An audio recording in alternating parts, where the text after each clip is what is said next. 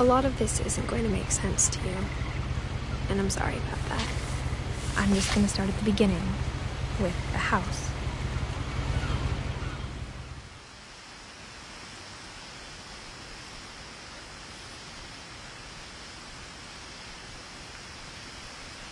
Someone had put up a chain-link fence, but it looked like I wasn't the first person to hop it. My brother Milton disappeared when I was 4. It was like the house just swallowed him up.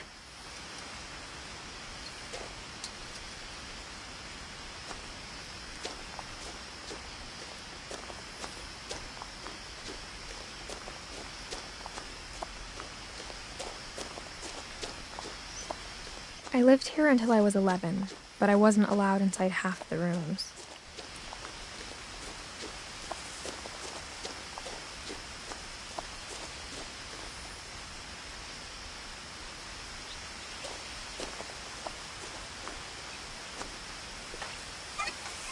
Inside the mailbox were bills from 7 years ago, marked urgent, open immediately.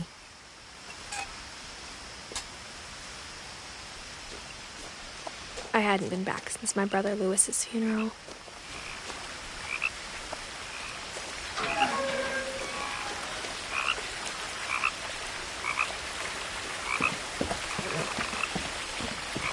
In her will, my mother left me a key, but didn't tell me what it unlocked. Maybe she thought I'd know. Or she thought that the mystery would be enough to bring me back.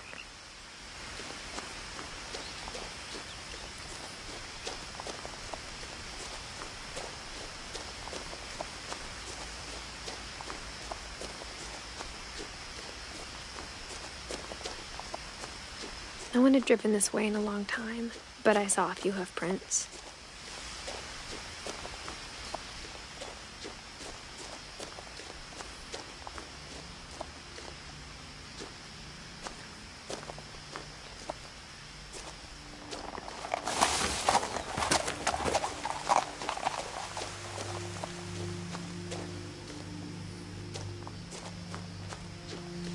The truth is, even after I inherited the house, I never thought I'd come back to it. But now I had questions about my family that only the house knew the answers to.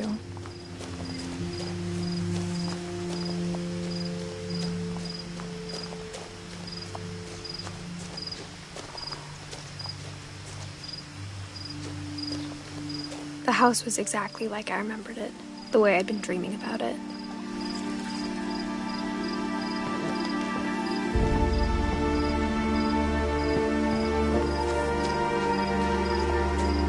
I asked Edie once about the dragon in the pond. She said it had killed her husband. I was 6. It seemed like an odd joke to me, even then.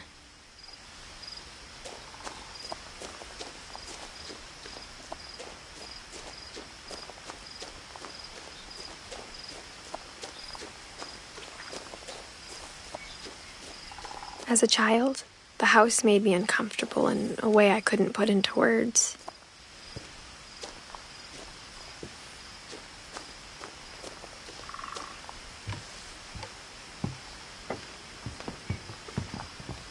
Now, as a 17-year-old, I knew exactly what those words were. I was afraid of the house.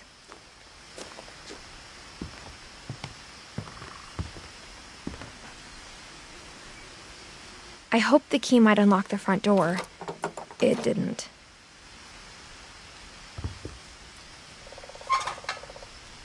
Looking in, I felt like the house itself had been waiting for me.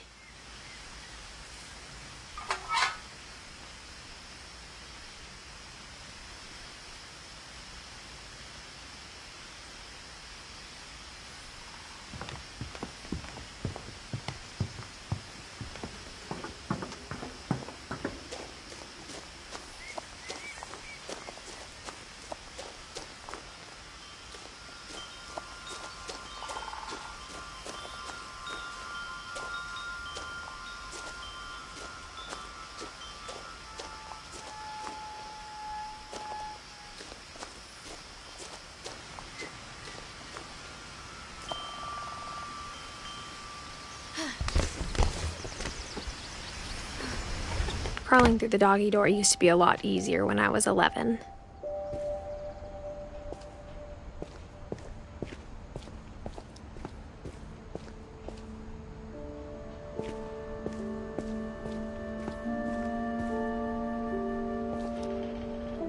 The power had been turned off the night we left. For the first time in years, I felt like I was home.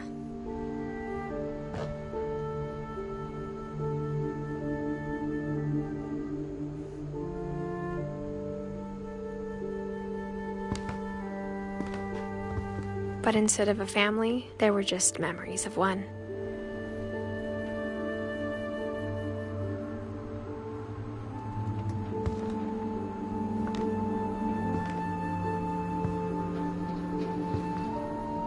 Like how only one restaurant would deliver to our house, so we had Chinese a lot.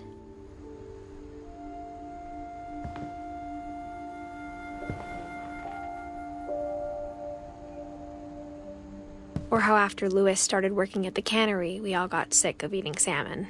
Except our cat, Molly.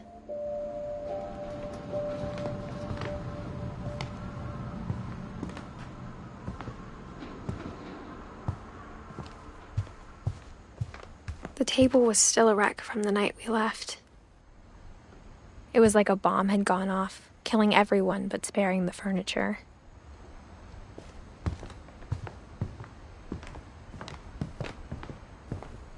My mom was the only one of us who could imagine Great-Grandma Edie living in a nursing home.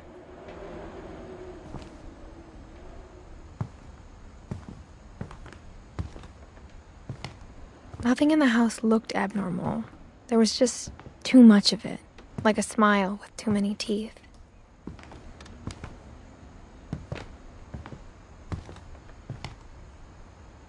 Even the fireplace had a story. Edie told me the bricks came from the original house, after it sank.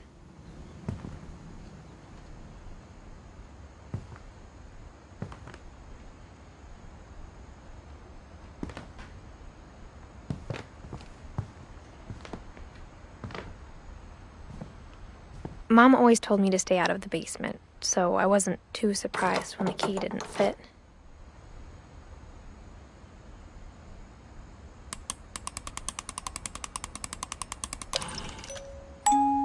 Great-Grandpa Sven built a music box for Barbara, along with the rest of the house.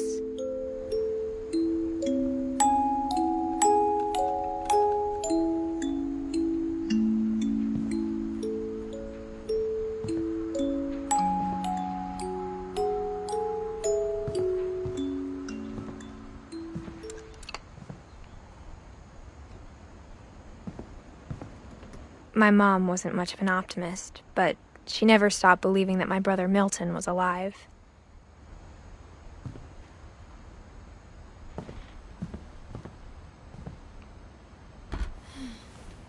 Edie told me once that every Finch who ever lived is buried somewhere in the library.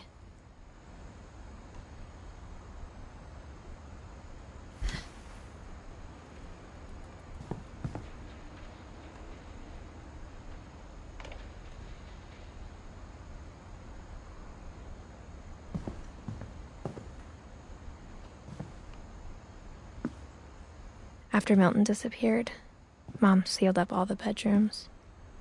Then Edie retaliated and drilled peepholes.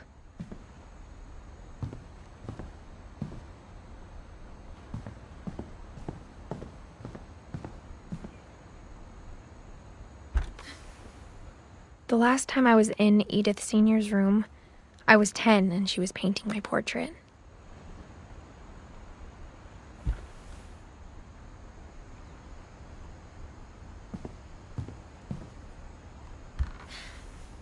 As a kid, I just assumed every house had peepholes and sealed rooms you weren't allowed inside of.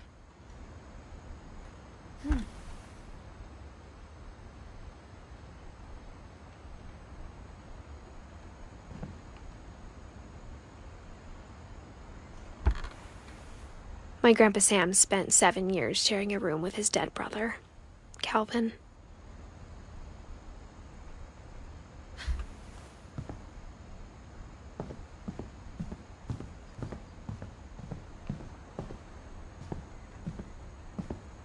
Whenever people ask me about my family, the first thing they always want to know about is Barbara.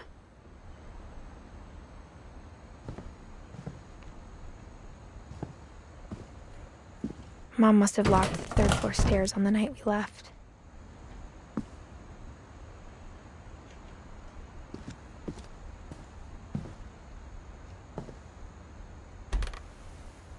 Barbara was a child star for 2 years, until America grew out of it.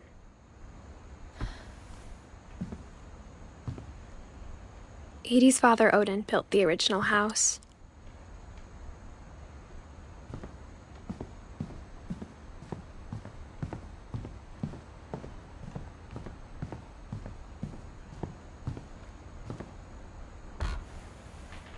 Molly always seemed like a girl I could imagine being friends with, if she hadn't died in 1947.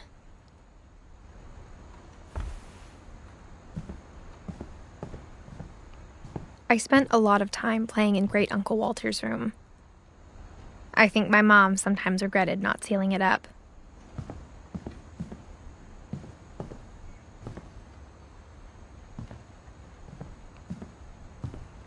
Lewis told me there were secret passages, but I never believed him.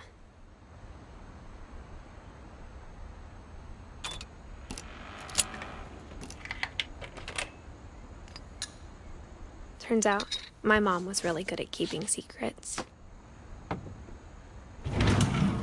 Now it was time to find out what my mom had been afraid of.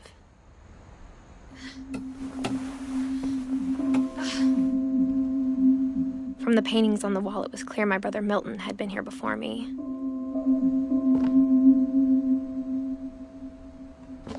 Reading this, maybe it sounds like I had a plan.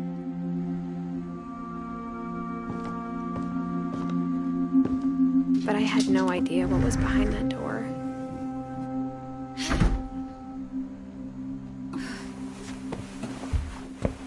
Just like I had no idea where all this was gonna lead.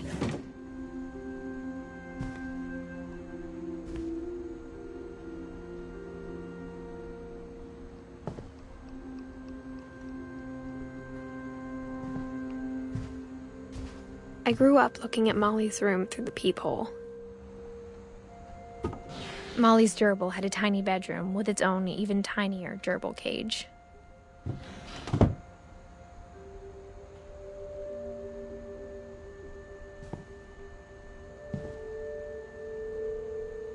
Being inside for the first time, I felt like I'd stepped behind a painting.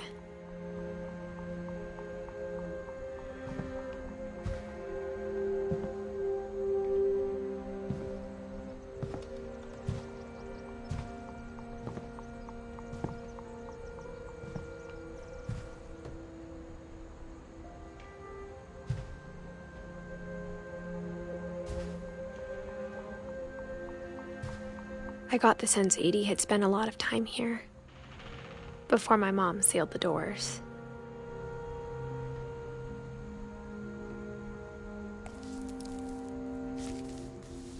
December 13th, 1947.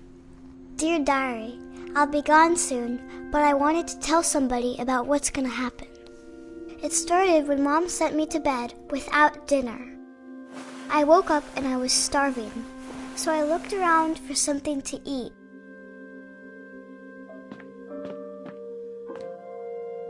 The gerbil food was dry, but I didn't mind it.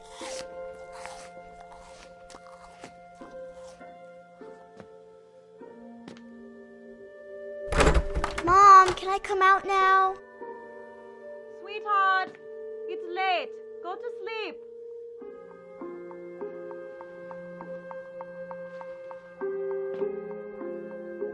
My Halloween candy was all gone.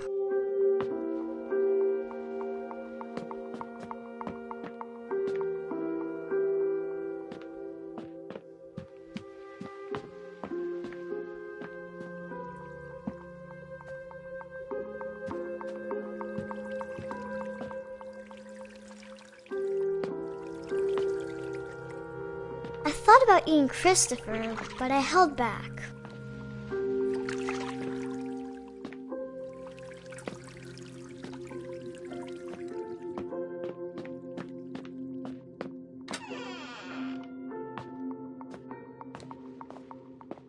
I kept eating and eating.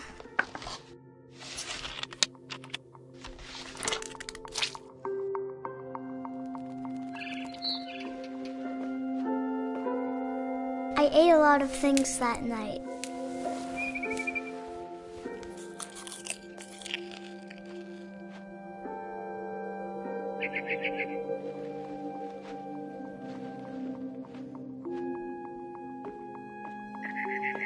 Then I heard chirping outside my window. It was a barn swallow going back to her nest. I reached out for her.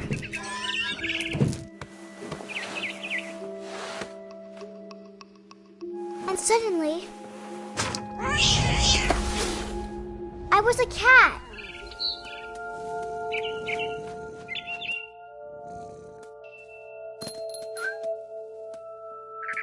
I tried to be quiet, but the bird was really scared.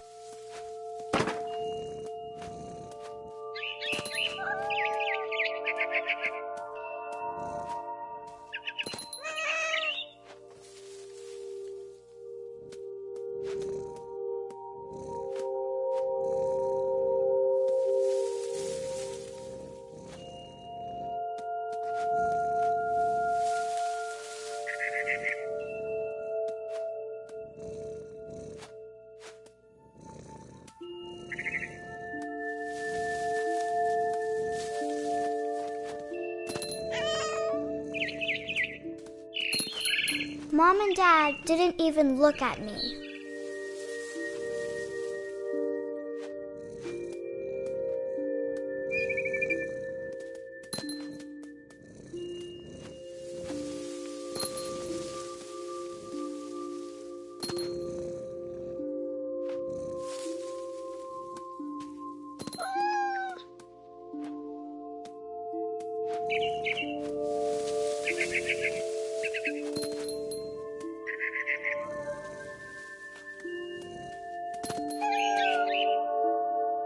The babies were all gone.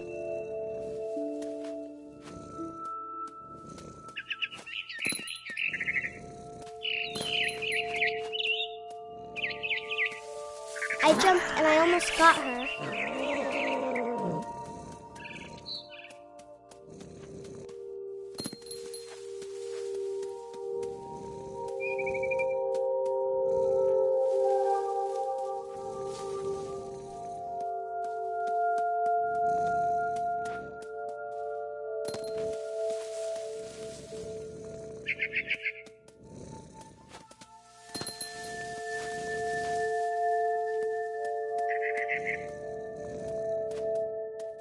I could tell she was getting really tired.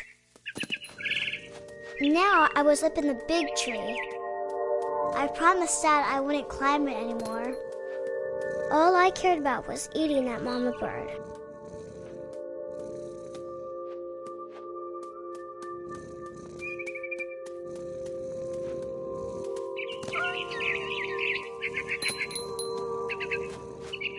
I gobbled her up. And suddenly, I was an owl. First, all I heard was the wind. Then I heard little teeth nibbling in the grass.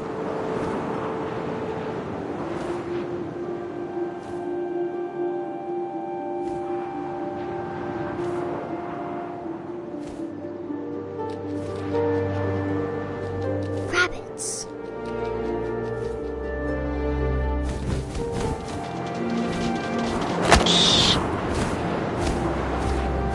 I imagined his face looking up and seeing mine through my talons.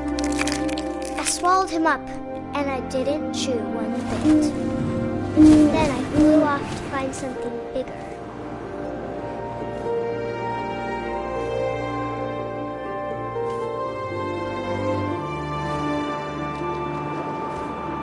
A mama rabbit.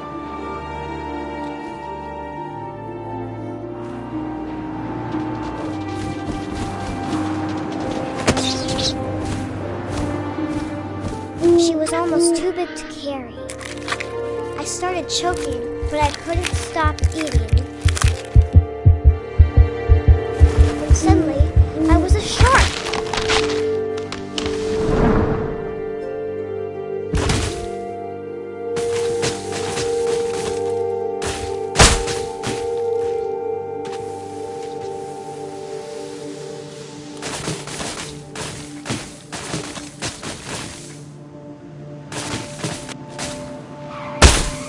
I rolled off a cliff and into the ocean. Now, I was hungrier than ever.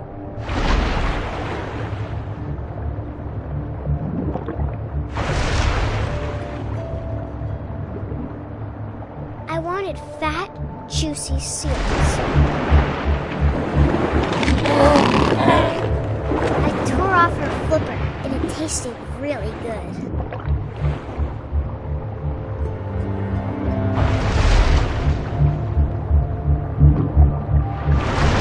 Grabbed on tight, but I was so hungry, I jumped out of the water. When I opened my eyes, everything had changed.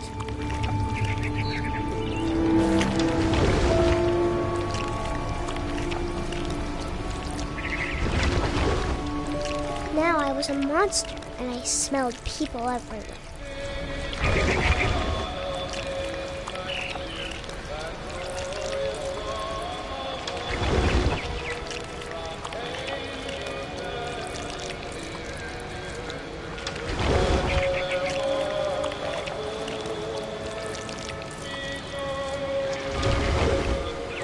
I was big, but I moved real quiet.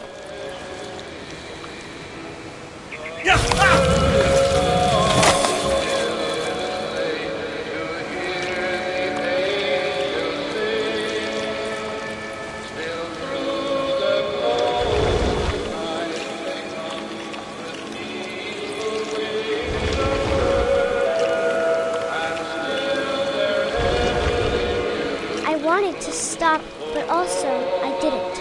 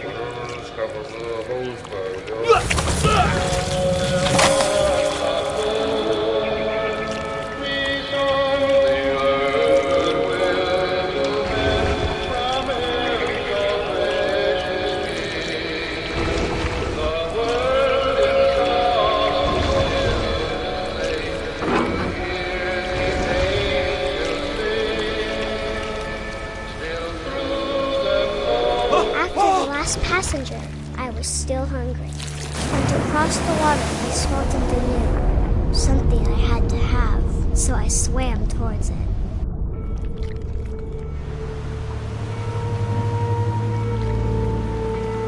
I slithered onto the sand, and the good smell went into an old pipe.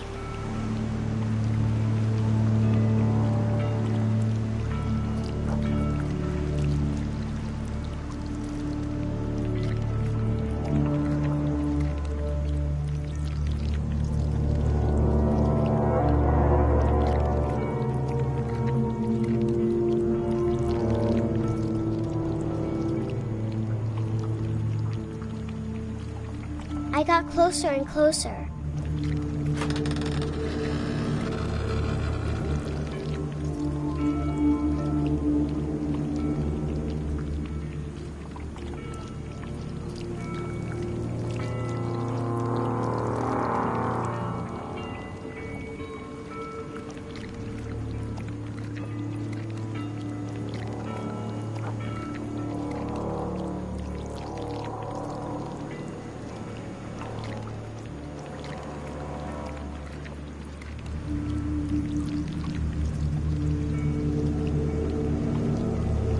all of my stomach started growling. And suddenly, I was me again. I held my breath for a long time, but I couldn't hear anything. I think it's waiting for me to fall asleep. But it's not going to wait much longer. It needs to feed, and we both know I will be delicious.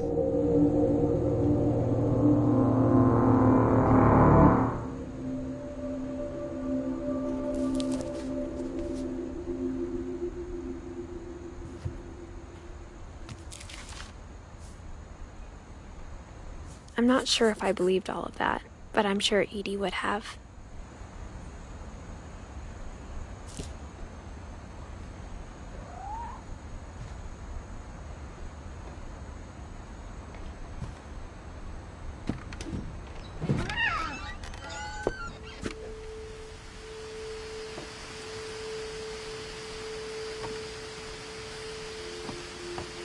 This will be obvious later, but my mom never told me any of these stories. Edie would have, but Mom didn't like bringing up the past. Though, when we adopted a stray kitten, she was the one who named it Molly.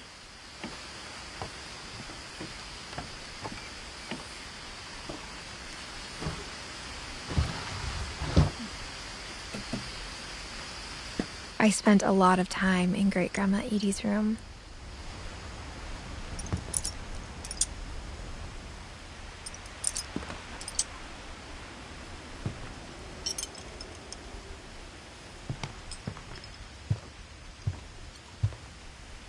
Edie gave a big interview about a mole man living under the Finch house. My mom was furious.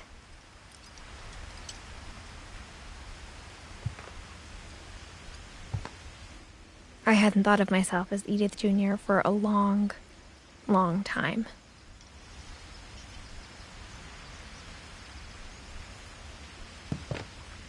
One summer, they evacuated the island, but Edie refused to go. For a few weeks, she was a celebrity.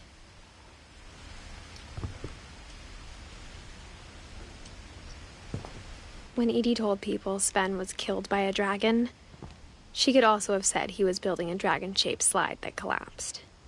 She could have, but she didn't.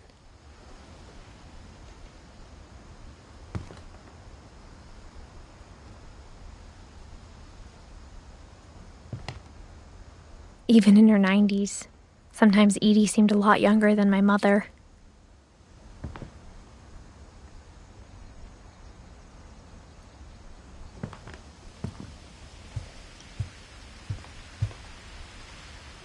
Louis died a week before we left, but Edie had already started to memorialize him. Edie knit me a new pair of gloves every year, just in time to replace the old ones.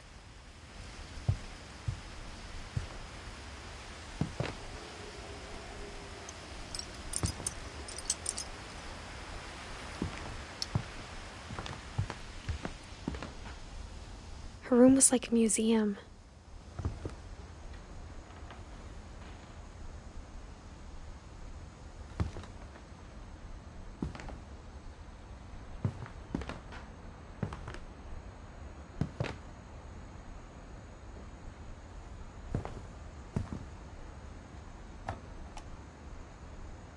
For 500 years, the Finches have been famous throughout Norway for their fortune and misfortune. Odin Finch buries the latest victims of the family curse, his wife Ingeborg and their newborn son, Johan. On January 7th, 1937, he set sail with his family and his house, hoping to leave the curse behind. But 40-foot waves off the coast of Washington send the house and Odin to the bottom of the sea. Odin's daughter Edie, with husband Sven and baby Molly, step ashore on their new home, Orcas Island. Odin Finch is the first to be buried in the new family cemetery. His daughter Edie is already dreaming of a new Finch house.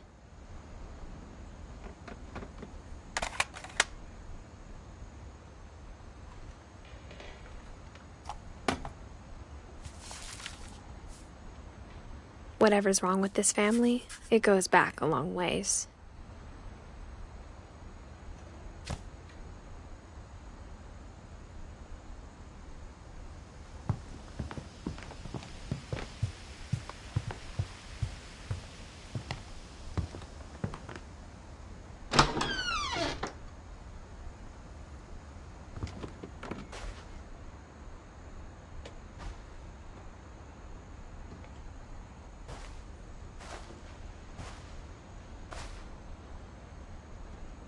The only trace Grandpa Sam's first wife, Kay, left on the house was the pink bathroom. It was a pretty big trace.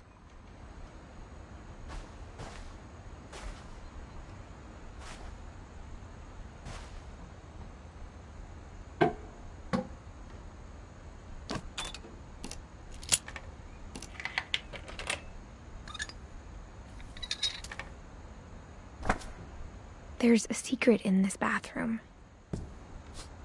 It's in the last place you would look. It isn't in the cupboard. It's hidden in this book.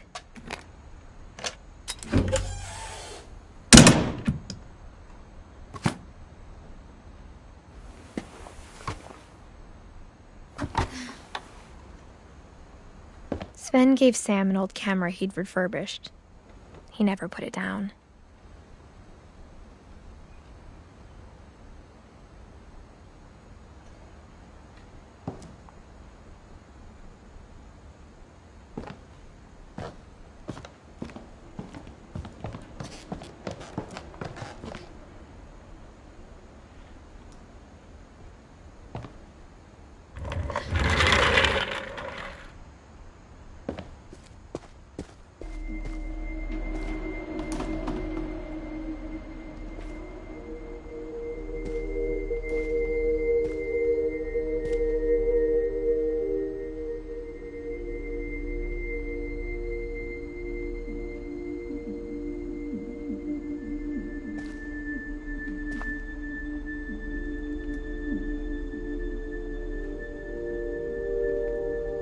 I knew Grandpa Sam had a twin.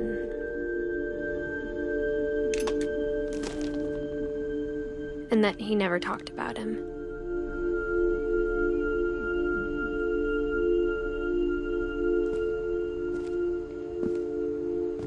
I guess my grandpa didn't like history any more than my mom did.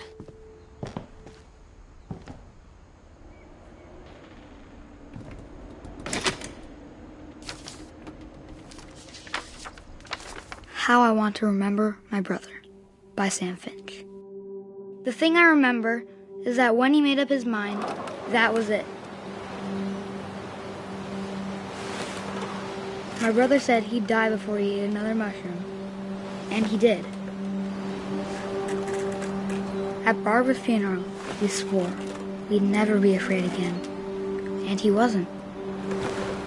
I think Calvin always wanted to fly.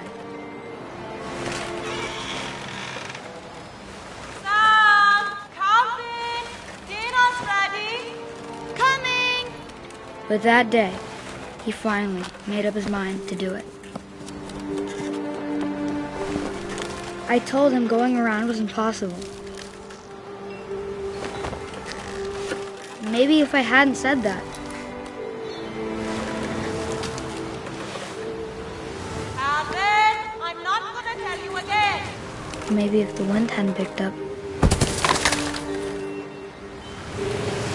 Then maybe he'd still be here. But I doubt it. I think he'd already made up his mind. That's what I want to remember about my brother.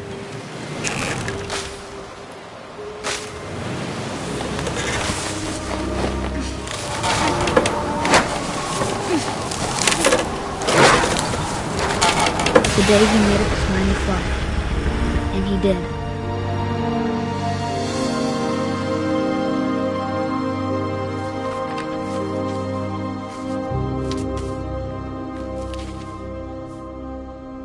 Calvin's story felt strangely familiar. When I was younger, I remember trying to do the exact same thing.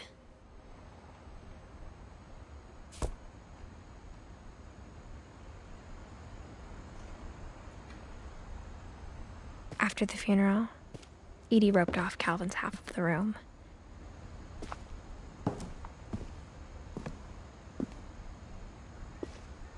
Mom said Grandpa Sam enlisted at 18 and never set foot in the room again.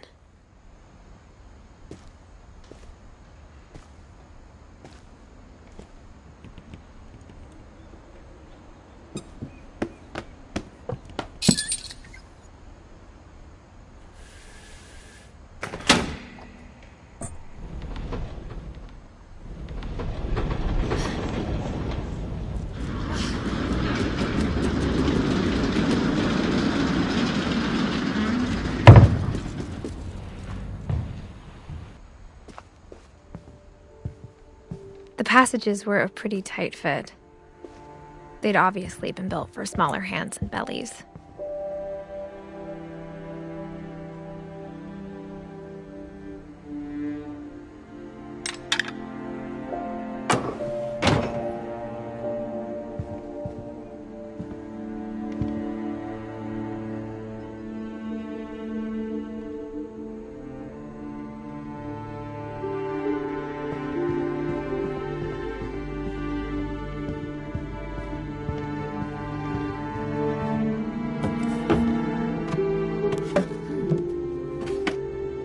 Growing up, I always thought of Barbara as a child star.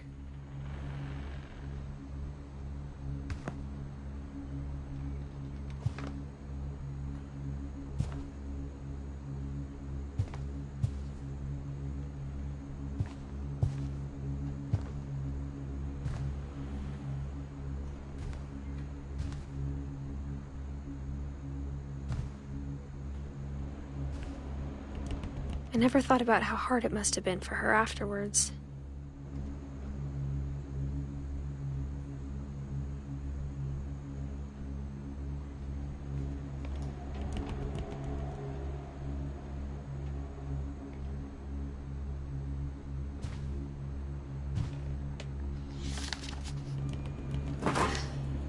Of all the stories people wrote about Barbara's death, I'm surprised Edie saved this one.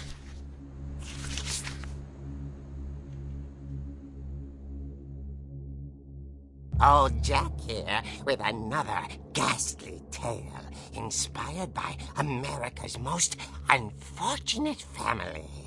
I'm calling it The Surprise Ending of Barbara Finch. As a child star, Barbara was famous for her scream. Now at 16, she was all washed up. A has-been. But in a lucky break, she'd been asked to perform her signature scream at a local convention for monster movie fans. It was just the boost her career needed. Unfortunately, her scream hadn't aged well. Getting better. I think you just need the right motivation. Her biggest fan and current boyfriend, Rick, was about to demonstrate when... Now that was a great scream. It was Barbara's father, Sven. He'd slipped into a table saw and had to be rushed to the emergency room. So Barbara got stuck babysitting her youngest brother, Walter. Her convention comeback was cancelled. Okay, I'm hearing frustration, but I'm not hearing terror. What if I tried... A gang of hoodlums in Halloween masks have been terrorizing Orcas Island tonight. Police are urging residents to... That came from the basement. You're right! Also, I loved your delivery on that. Why is your basement door locked? Because my dad likes making puzzles and secret passages. There's a key hidden in the music box. The secret is to keep winding and winding until finally the key pops out. Thanks, babe. I'll be back in a sec. 20 minutes later, Rick hadn't returned.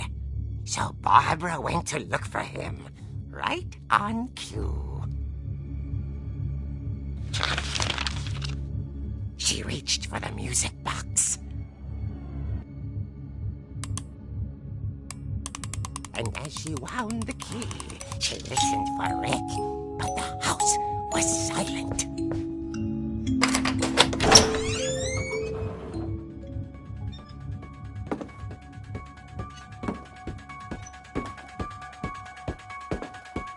She found Rick's crutch and imagined the worst.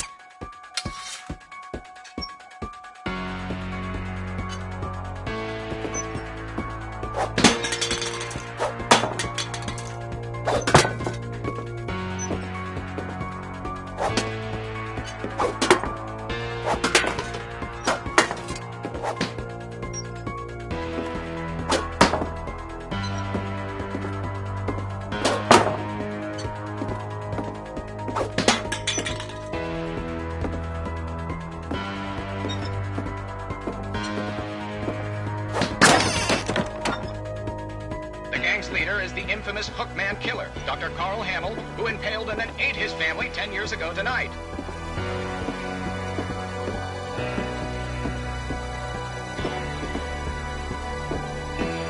The old fridge rattled and grew still. Oh, dear! Oh! Rick? Barb, relax. I was just trying to scare you to help you find your scream. Well, I'm not scared, Rick. I'm furious. Then act furious. All I'm getting from you now is that you're hurt and confused and She threw him out, but she kept a little something to remember him by. Barb, have you seen my other crutch? And she was still holding it when she fell asleep watching the late picture show. Hours later... Barbara! Walter, what's going on up there? Ah! Okay, I'm coming up, but if this is a trick, you're dead, Walter.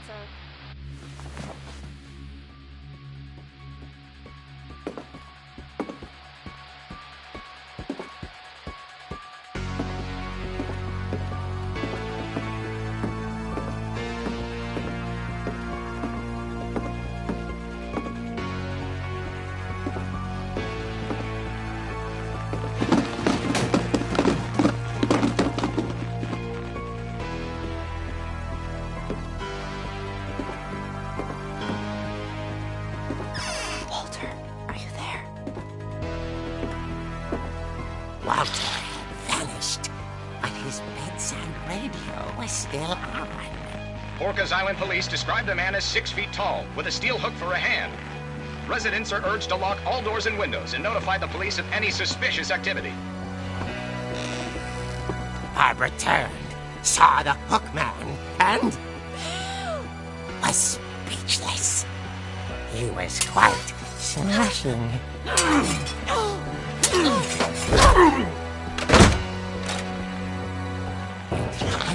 was. He couldn't get enough of Barbara. Okay, Barbara, there's gotta be another way out of here. That night, she played her part beautifully.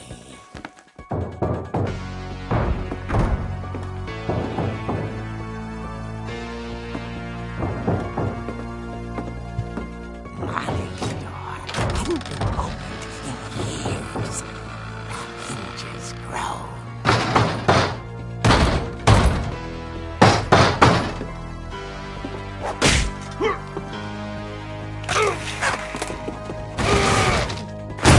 He wasn't moving, but she sensed the story might not be over yet.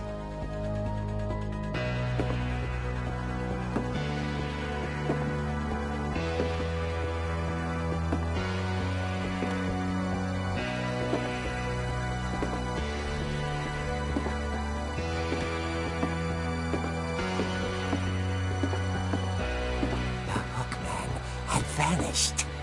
She listened for his breathing, but all she heard was...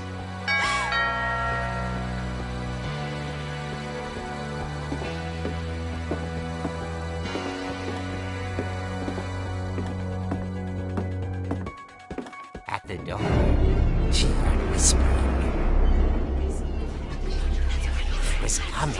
from inside the house.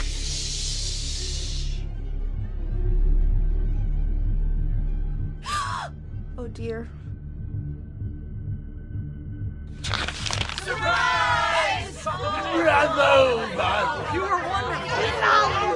monsters had come to surprise her. For Barbara, it was a dream come true. Then she saw what kind of monsters they were, and she realized what was about to happen. She was going to be famous. And with her final breath, Barbara Finch gave the performance of her life.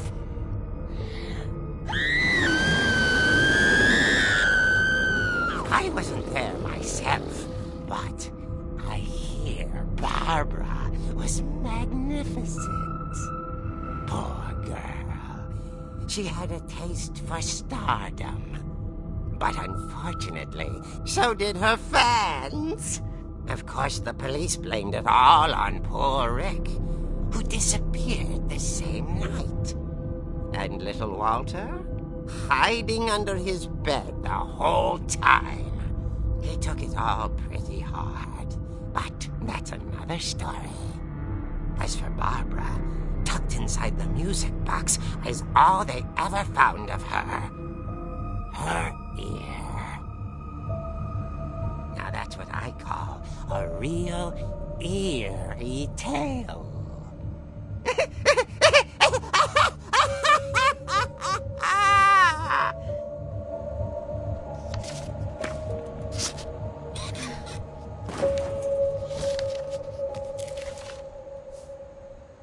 Edie told me all Barbara wanted was to be remembered, as absurd as that comic was. Maybe what Edie saw was a happy ending.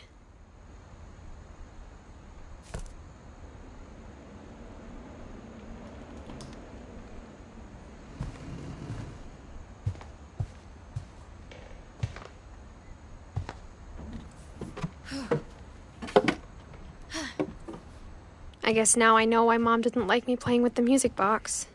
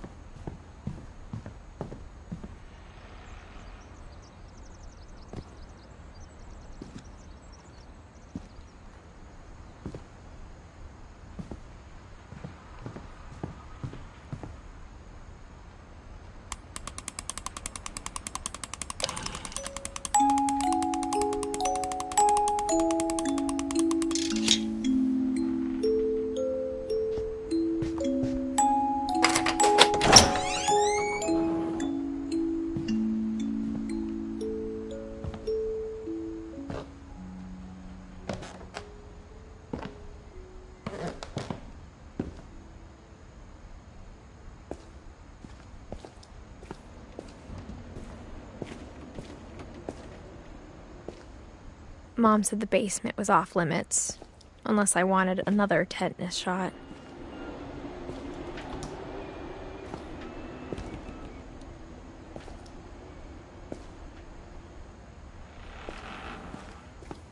I saw Edie sneak down to the basement once, carrying packages. I thought maybe she was hiding presents.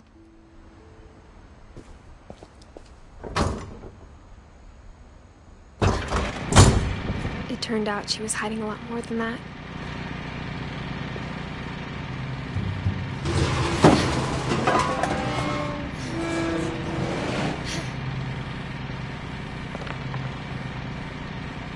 I remember asking Mom once about where Walter had gone. She said after Barbara died, he got as far away as he could. If there's a pattern in all these stories, I think it's that none of us has gotten very far.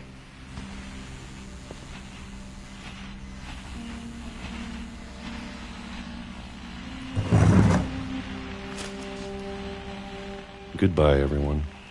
I can't believe I've been down here for 30 years. On that first day, after the shaking started, I didn't think I'd survive a week.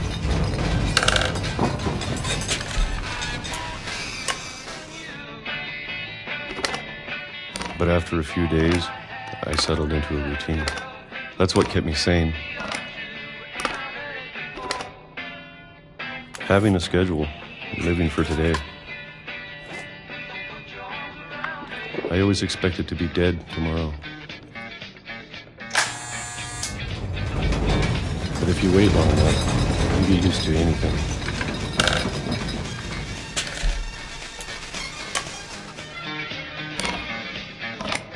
Even a monster on the other side of a door starts to feel normal. Almost friendly.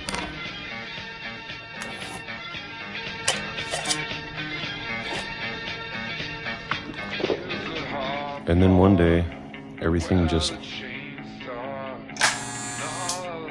stopped. Whatever that thing was, it was gone. Maybe it got tired of waiting. Or maybe I just got tired of being afraid.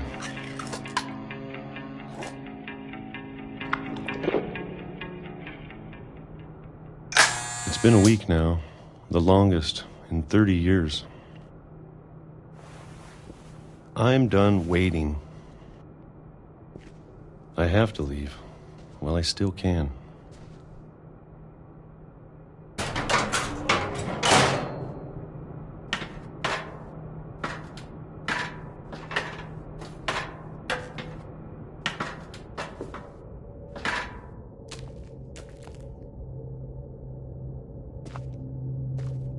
I know it's out there somewhere. Whatever killed Barbara and Molly and Calvin. Maybe this is all a mistake. But I need to stop living the same day, even if it kills me.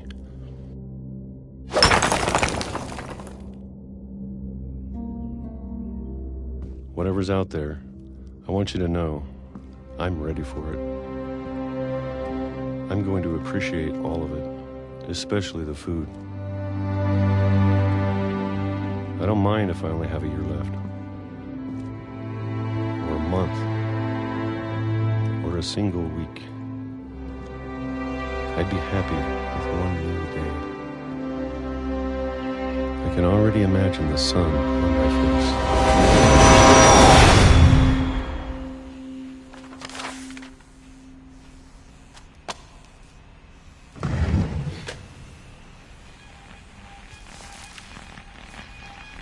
Walter died when I was 6. I can't believe my mom never told me he was down here.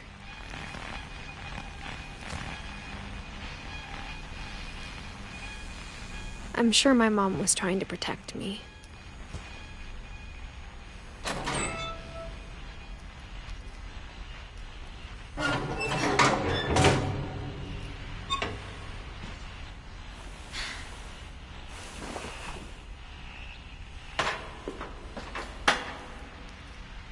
Maybe she was afraid I'd end up like Walter.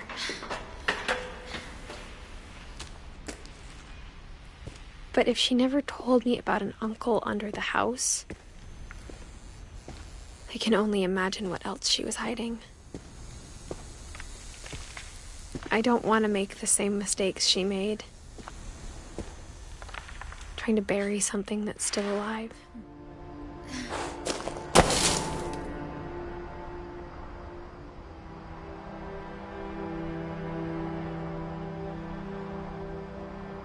Now that there's only one of us left, or maybe 2, I thought it was time I heard the stories for myself and found out what happened to everyone else. But now I'm worried the stories themselves might be the problem. Maybe we believed so much in a family curse, we made it real.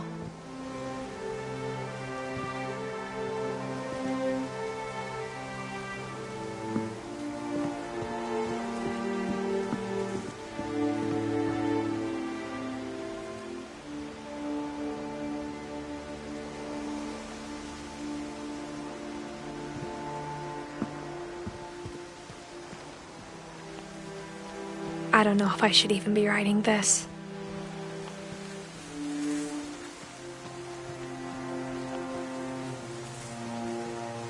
Maybe it'd be better if all this just died with me.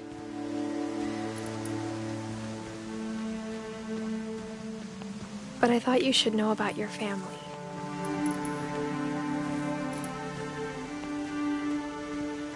And the history you're a part of.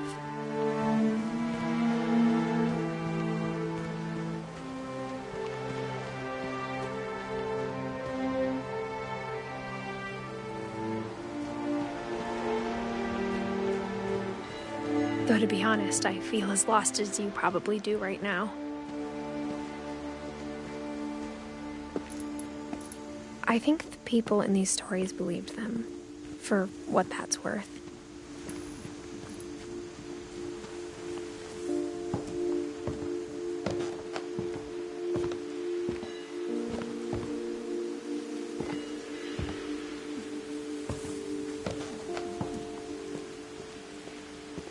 And when you look at the house, that history of imagination and stubbornness and madness, any of it seems possible.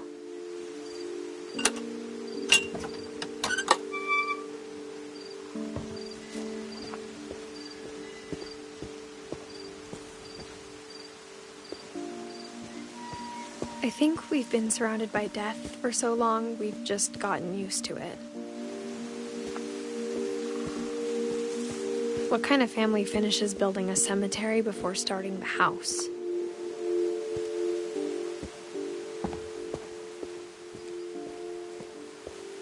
It's embarrassing for me to admit this, but the pet cemetery made me more uncomfortable than the human one. 3 of the gerbils were mine, and 2 had been my fault.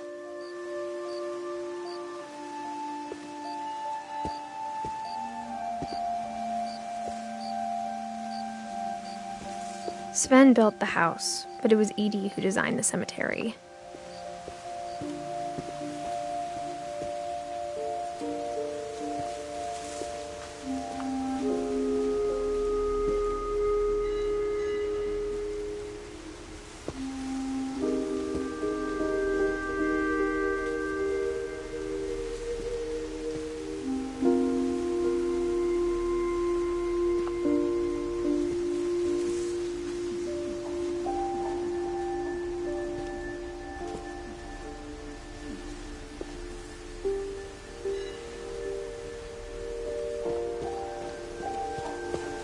I'm sure Odin's monument had been Edie's idea. My mom was always trying to move on, but for Edie, the past never went away.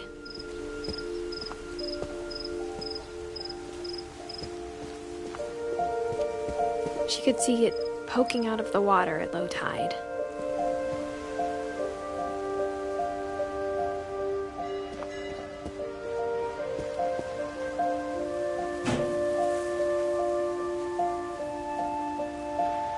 Edie said she dreamed about the old house every night.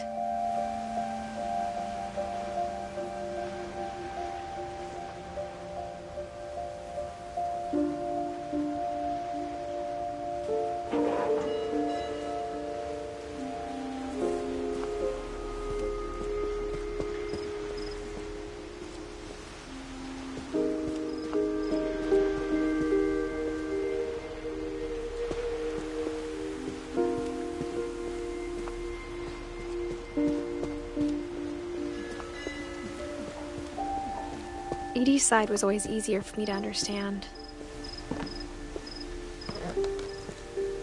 But the older I get, the more I can see where my mom was coming from.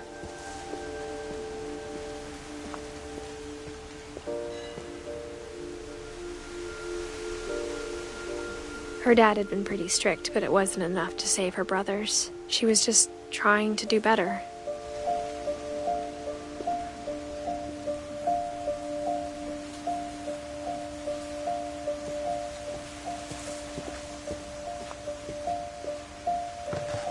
She lost 2 of her brothers, just like I did. I get why she tried so hard to protect us.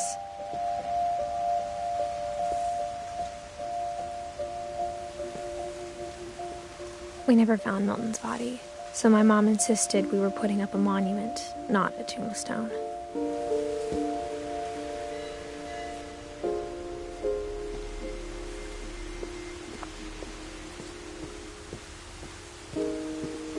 There's so many things I wish I could ask my mom now. Part of me thinks this is what she wanted all along. For me to come back someday and find everything out for myself.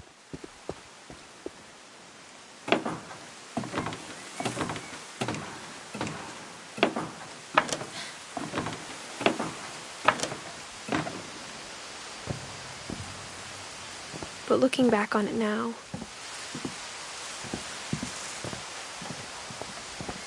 if she told me there was going to be so much climbing, I never would have come when I was 22 weeks pregnant.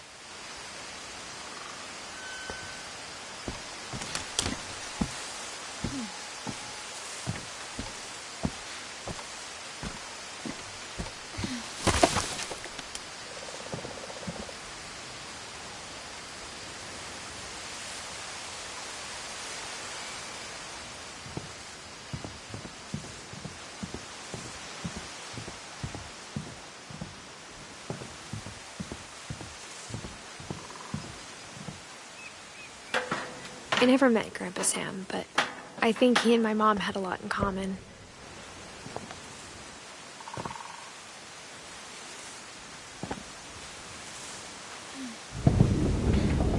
They were both pretty intense.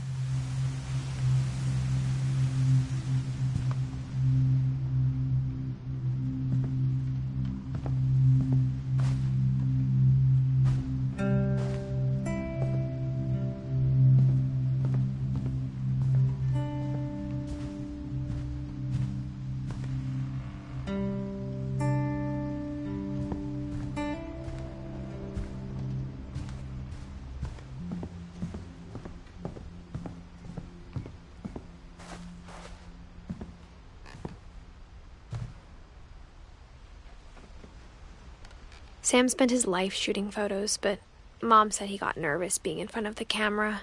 I guess we're all afraid of something.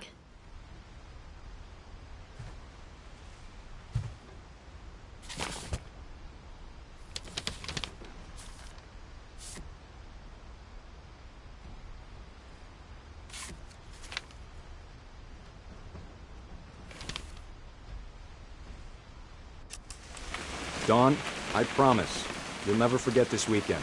Yes, sir. These memories are gonna last a lifetime. Am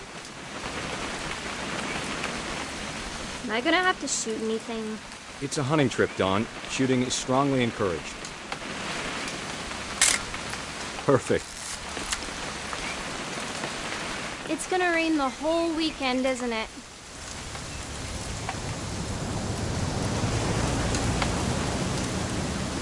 I will never forget this weekend, Dad. That's the spirit. Okay, got it. I'm gonna take some pictures, okay? Just be careful. That camera's older than you are. Aw.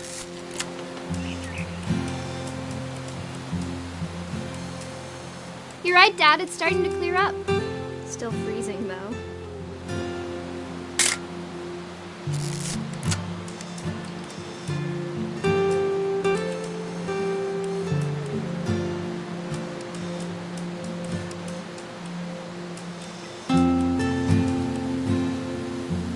Definitely should not have drunk all that coffee. Hold still while I take a picture of you. I definitely won't be moving. Are you done yet? Does it sound like I'm done? Nothing quite like being outside. Hey! That's a keeper. I'm just saying, I'm not always gonna be here, Dawn. You'll need to remember this stuff, if you want to survive.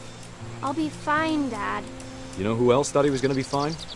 Some guy who died. Dawn, I'm being serious. I know, Dad. You're always serious. Doesn't being out here make you want to chill out? Well, to tell you the truth, I haven't been out here in 20 years.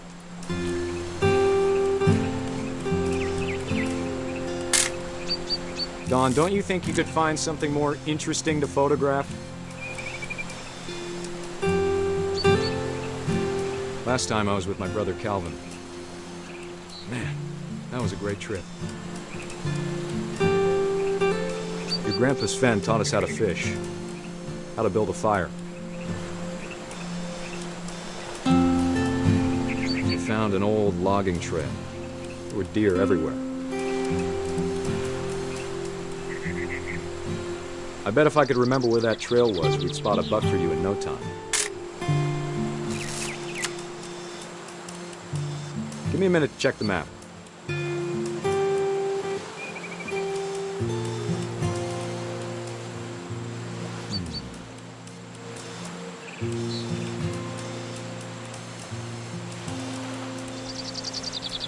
Let's see.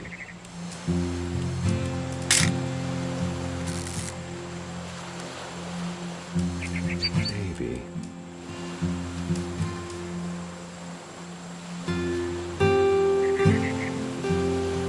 Was it?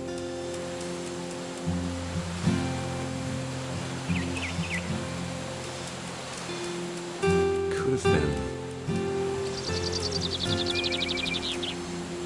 Dad! Good eyes, Dawn.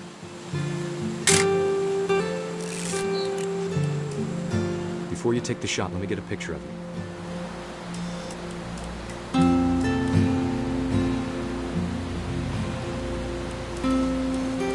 Dad, I... Just breathe. Turn off your imagination. Focus on the target.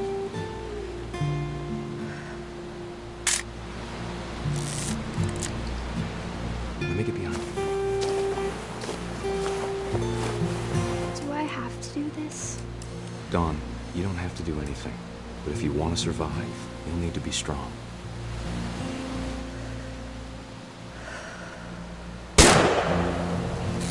Great shot, Dawn!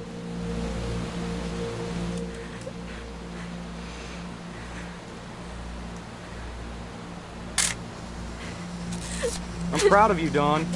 Always remember that, okay? Dad, it's twitching. I think That's it's totally normal, Dawn. Just focus on the camera. Try not to think about... Dad!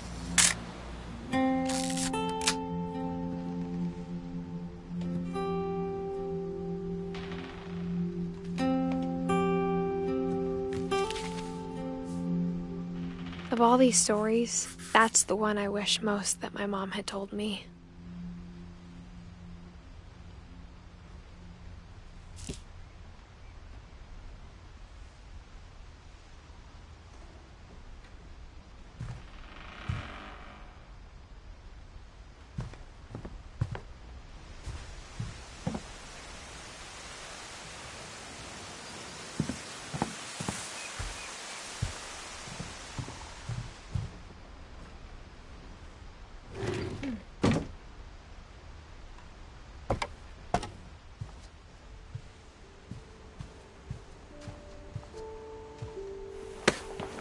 After Sam died, my mom and Edie got really close.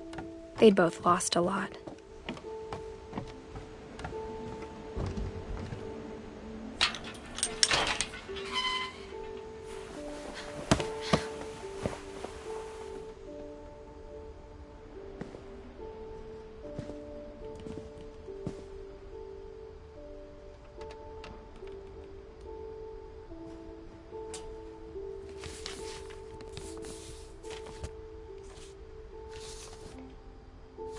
Dear Kay, do you remember the way Gregory used to laugh when he thought he was alone?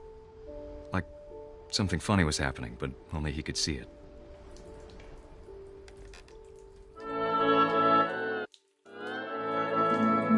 I think he saw things the rest of us don't.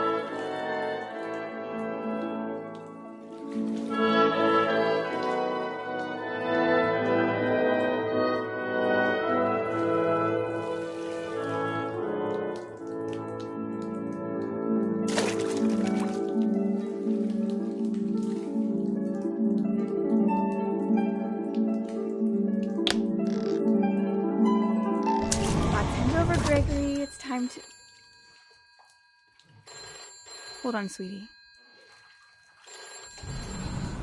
Hello? Sam? I told you I don't want to talk right now. I wonder what he saw. What his world was like.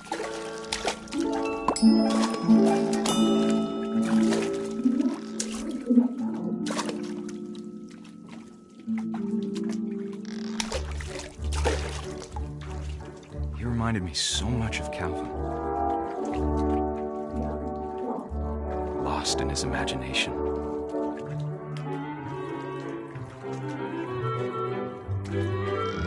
Whatever it was he saw.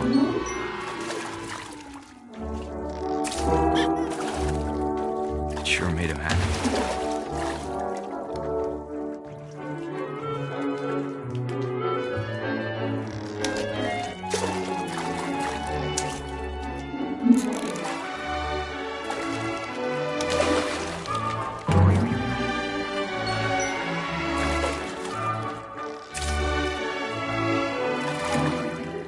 I know how silly it sounds.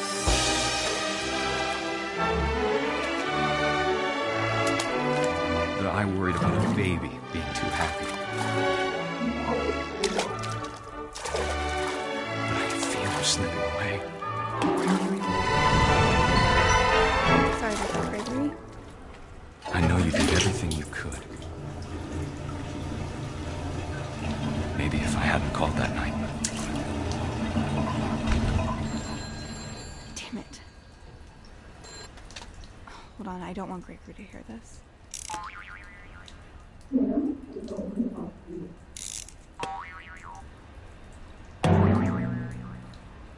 I wish he could have told us about the world he saw.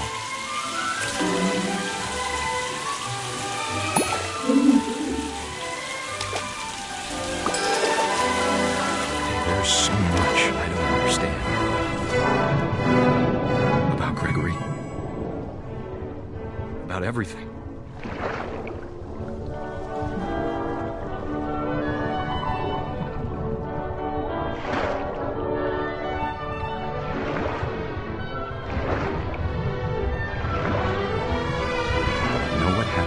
Wasn't your fault.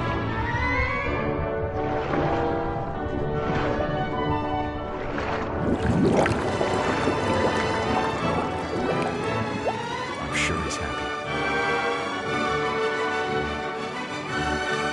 He'd want you to be happy too. Good luck, Kay. Love, Sam.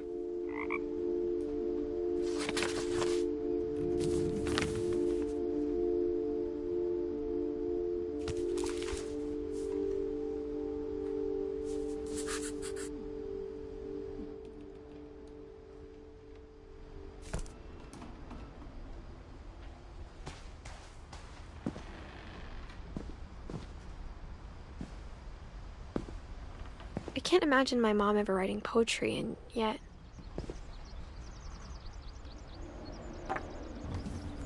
A poem for Gus, who always said the wedding was a bad idea.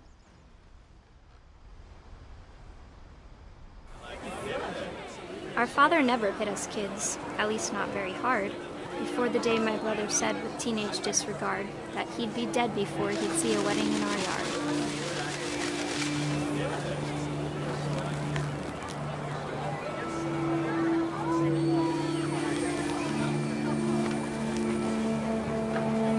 My father made him come, of course, but Gus stood far apart, just flew his kite and bottled up the storm inside his heart.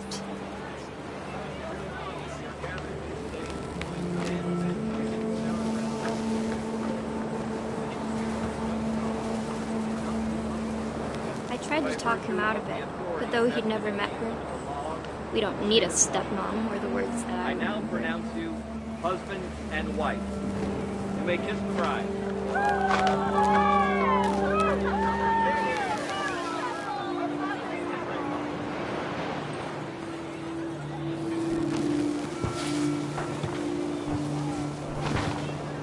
When the time for photos came, Dad ordered him to come here. But Gus declined, and as a sign held up his middle finger.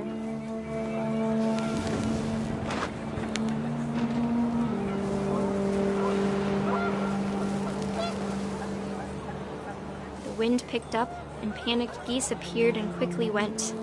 But all the humans did that day was go inside the tent.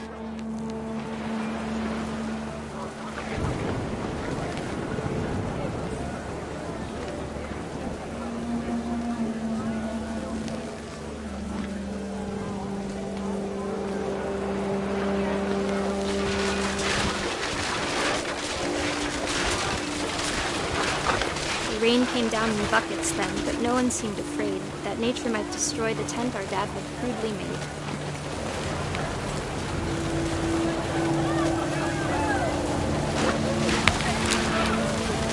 The thunder sounded much too close and full of angry power. But all my father said to this was, "Make the music louder."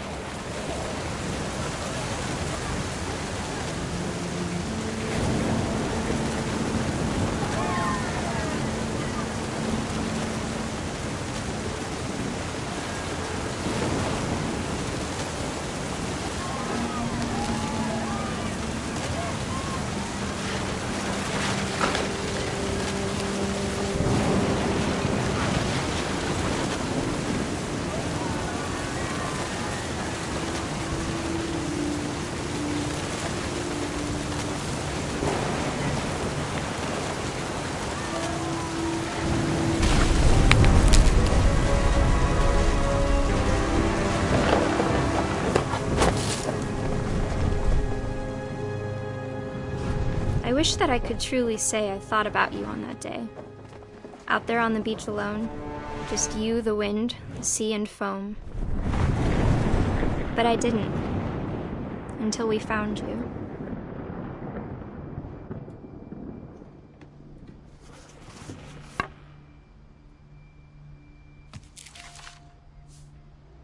She never talked about him, but Mom told me once if I was a boy, they were going to name me Gus.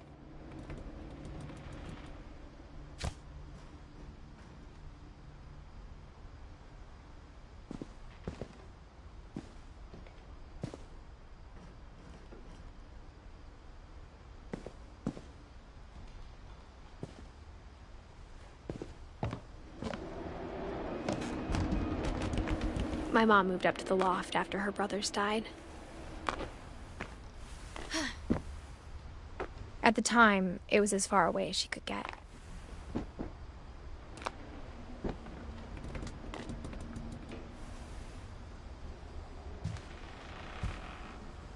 Religion was another thing my mom never talked about, but I think it helped her a lot after her dad died.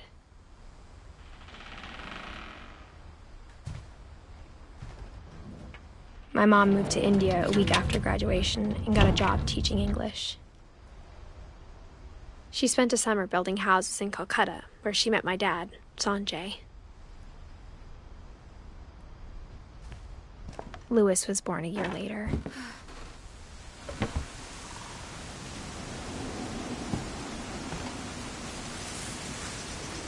When my dad died, I don't think Mom knew where else to go.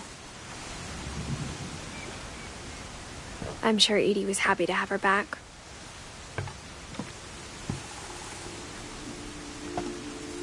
And to see kids in the house again.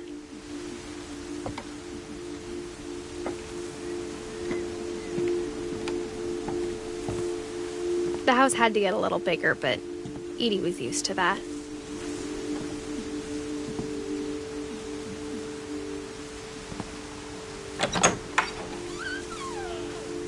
And for a while, things were good.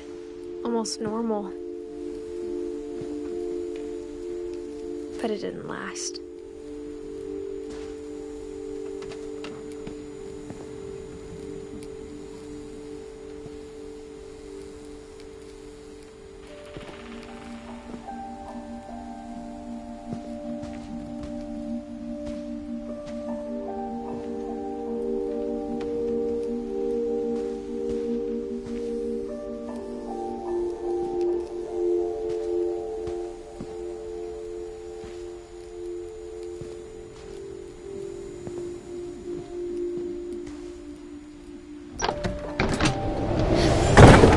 The beginning of the end was Milton's 10th birthday, when Edie gave him a castle.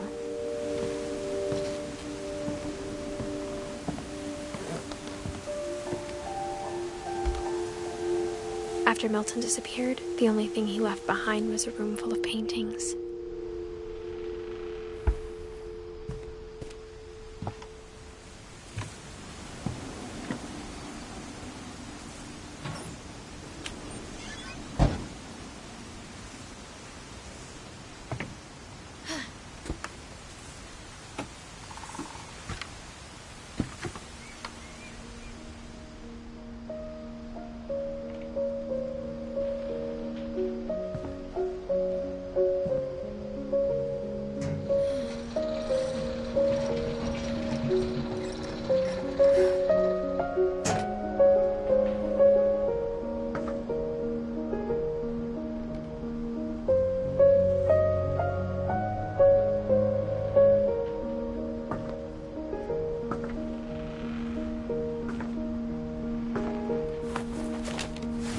Milton Finch in The Magic Paintbrush.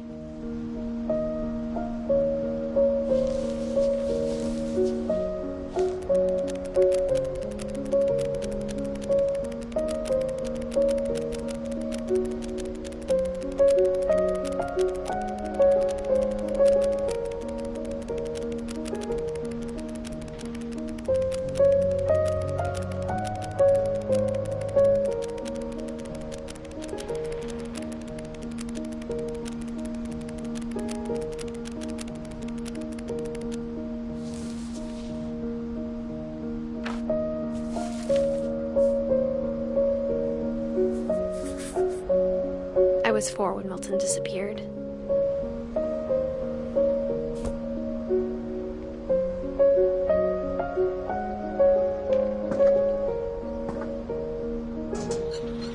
Mom spent months searching for my brother. Then she sealed the doors.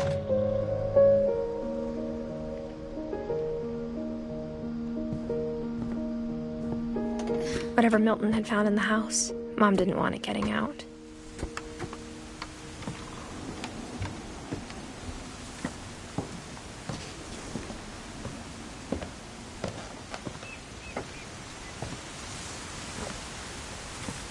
Mom definitely blamed Edie, but I think Louis blamed himself.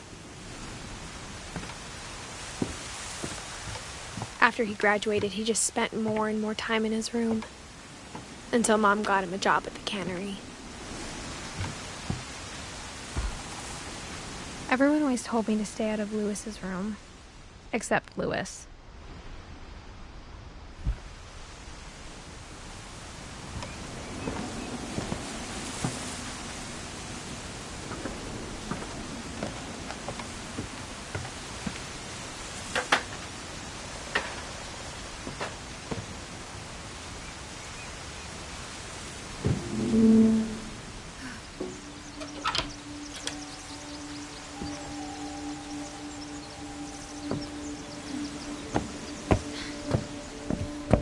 Louis's room smelled very, very familiar.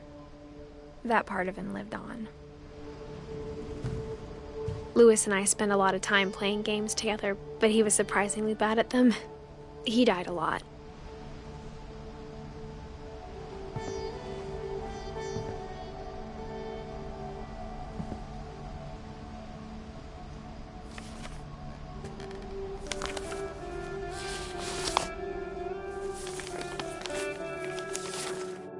Dear Mrs. Finch, as Louis's psychiatrist, I can understand your desire for an explanation. As I see it, the trouble began in January, shortly after we convinced your son to seek treatment for substance abuse. Newly sober, I believe Louis first noticed the monotony of his daily life.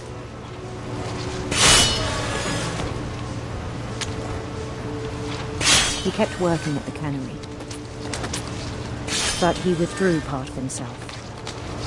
In our sessions, I saw the same behavior. His mind began to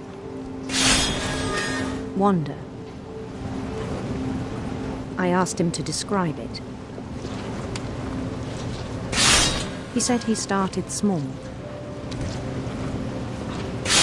imagining a labyrinth. He'd feel his way about.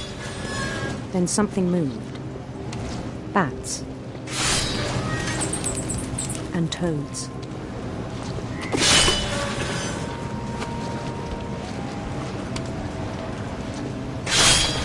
and things that have not names. He knew it was all in his head.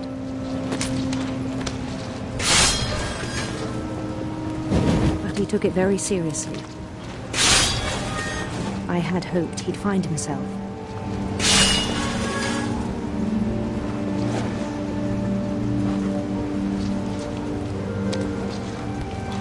But he found something more.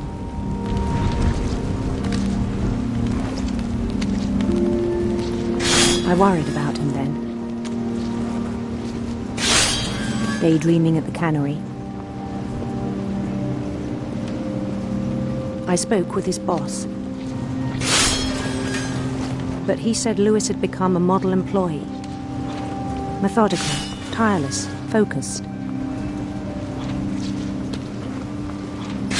Like a whole new Lewis. So I let him go on.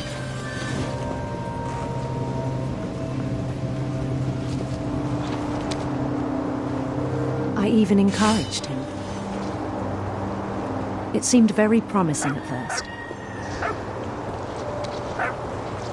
He told me he'd made a new friend.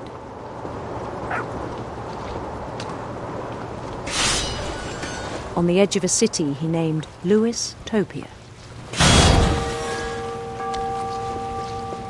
He built the city up slowly, brick by brick. Then he made musicians.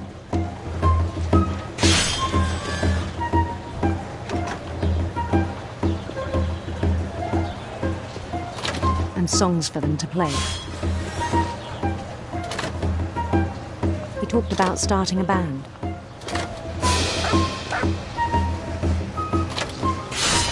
And he was always humming something. Every day his imagination grew stronger.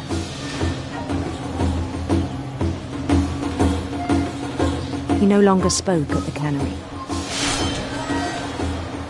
But his chopping was as reliable as ever. Then one day it struck him that all the cheering crowds, even the stones under his feet, were all in his imagination, so he could do whatever he wished.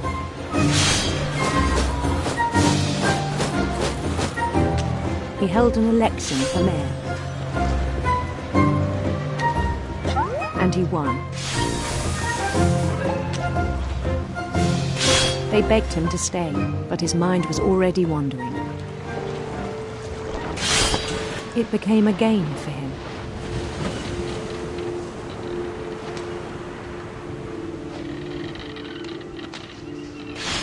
He'd conquer a city, then immediately push on. New Louisville.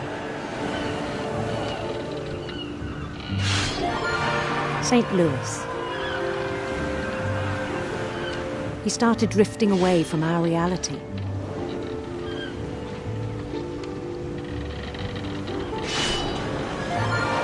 Minneapolis, until one day he forgot to go home from the cannery. Even as his mother pleaded with him, part of Lewis kept sailing on.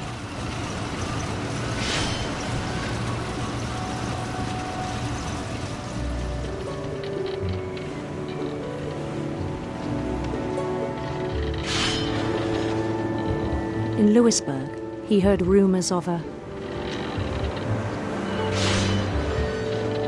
beautiful prince.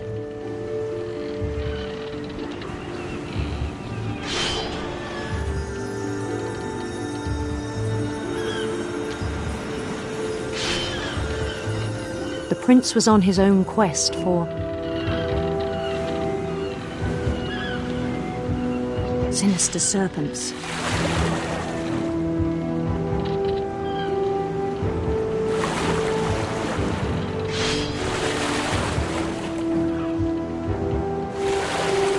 He followed the sound of his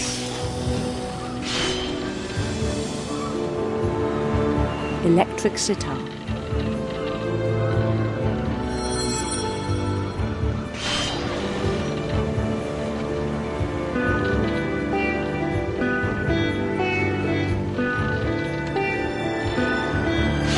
His chase led him to a golden palace east of the sun and west of the moon. Even then, his logic remained sound. He knew the world was all in his imagination.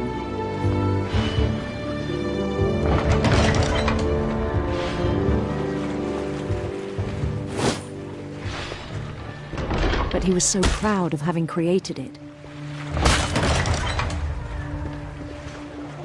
In his own eyes, he'd become something greater than a king.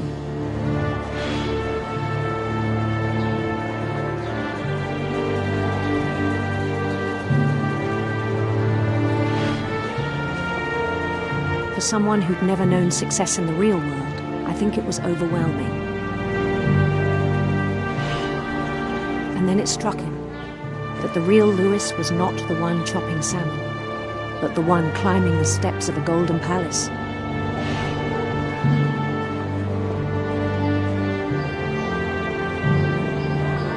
My imagination is as real as my body, he told me. It was hard to argue with him.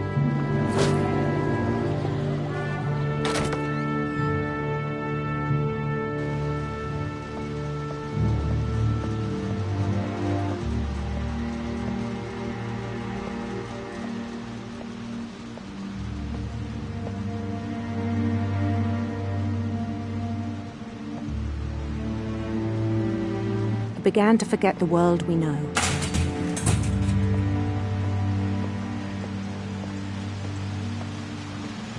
I think it pained him to remember Lewis, the cannery worker.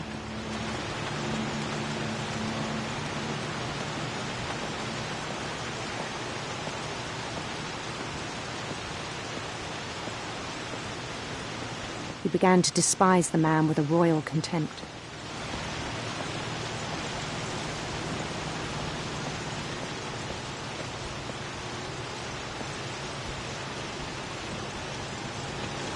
I still thought I could save him. Even after he said he was being crowned king over all the lands of wonder. The palace would be packed with his companions.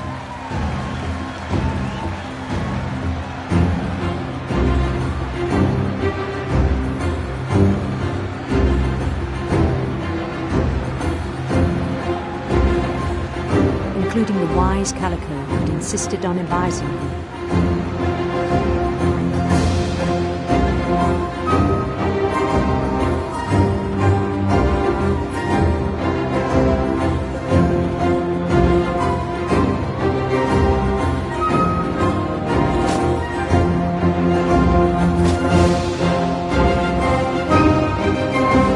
His prince waited, holding his crown.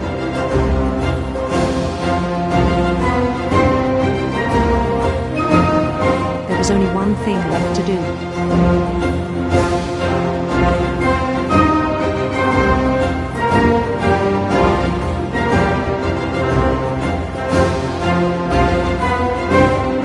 Bend down his head.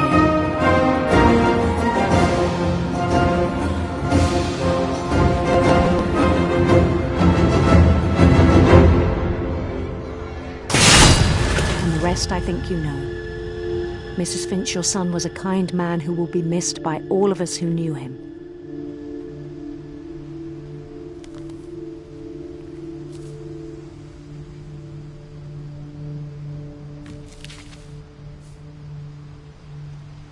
My brother was really cool. I wish you could have met him.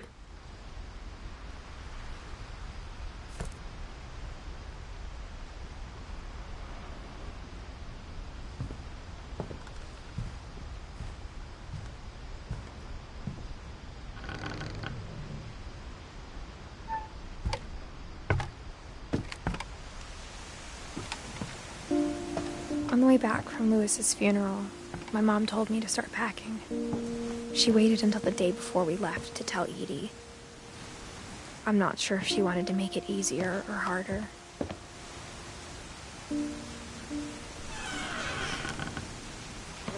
I wish we'd stayed.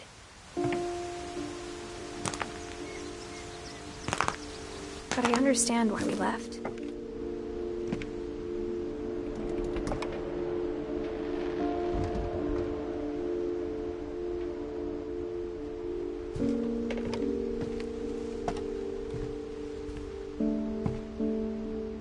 mom ended up leaving everything behind.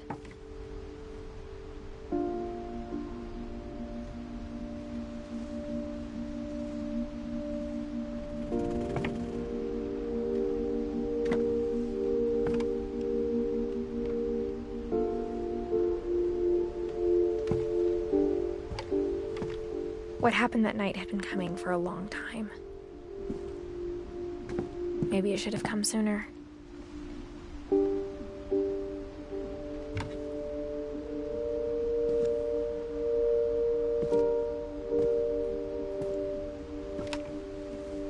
But it had to end one way or another.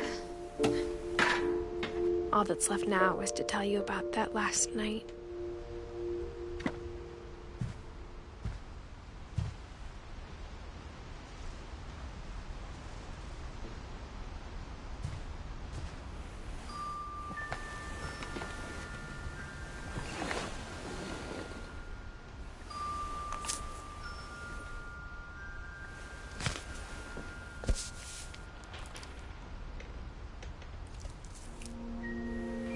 That whole last day, Edie just watched us pack and didn't say a word.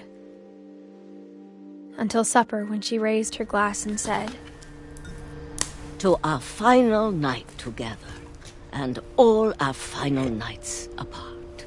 Grandma, you know what I said about alcohol. Some of your medications are very Edith, specific. I left a present for you in the hallway. Why don't you go open it? The grown-ups have to argue now. I'm sorry, you're right. We're all leaving tomorrow. Let's just enjoy our last... I'm not leaving. Edith, you're excused.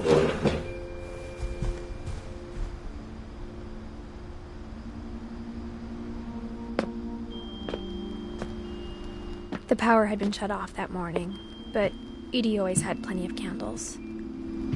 When my mom sealed the library, I don't think she knew about the other entrance. Or that Edie had a key to it.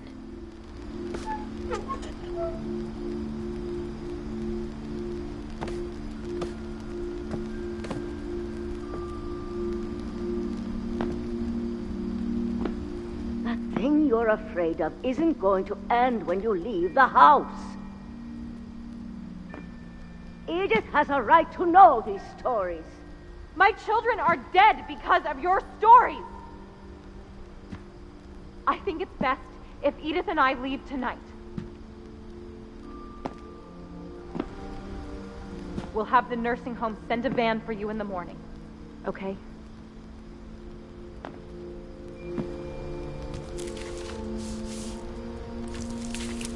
Dear Edith, there's so many stories I wish I could tell you, but there's only time for one. This is about what happened on the night you were born.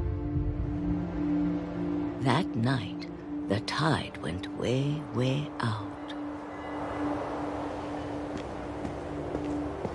It was the first and last time I ever saw the old house aground. There'd been an earthquake out in the middle of the ocean. They called it the lowest tide in 1,000 years. God, it smelled awful. You know, I've seen that house every day of my life.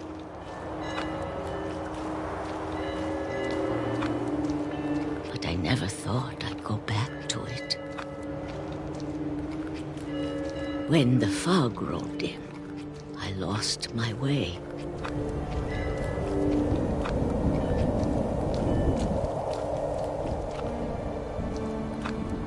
I got turned around.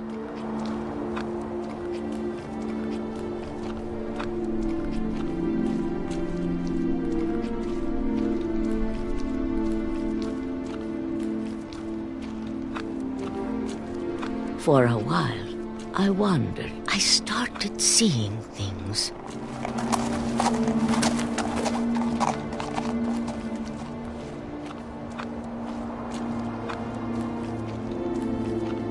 Things I'd forgotten had ever existed.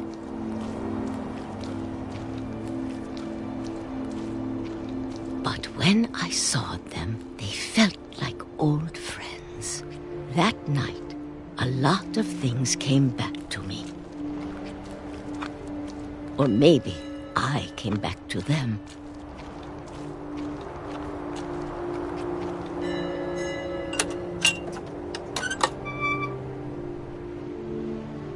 Things I can't explain, but that I need you to try and... Edith, what are you doing in here? It's mine. Edith! Mom, you're gonna rip it! Let go! I kicked and screamed, but Mom dragged me to the car. I never saw Great-Grandma Edie again. The next morning, the van came to pick her up, but she was already gone. After that, we moved around a lot.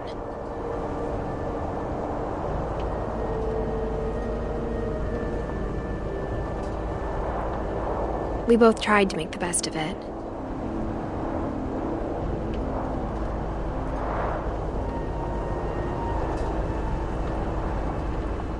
A few years went by.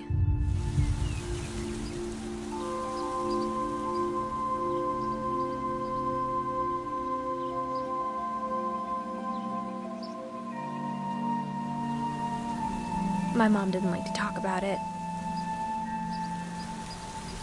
but she started getting sick a lot. The rest happened pretty quickly. She got better for a while, and then she didn't.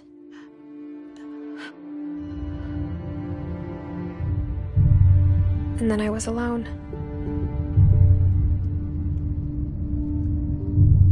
The last Finch left alive.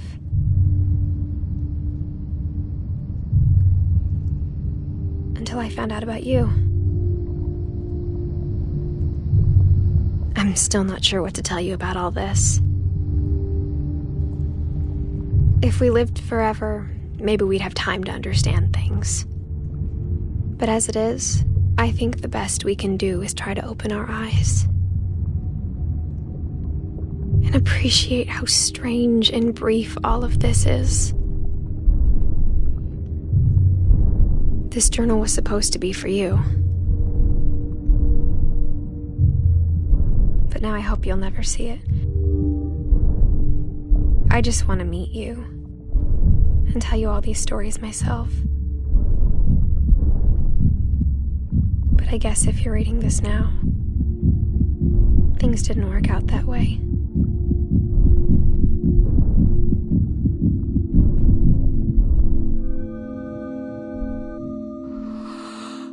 This is where your story begins. I'm sorry I won't be there to see it. It's a lot to ask, but I don't want you to be sad that I'm gone. I want you to be amazed that any of us ever had a chance to be here at all. Good luck.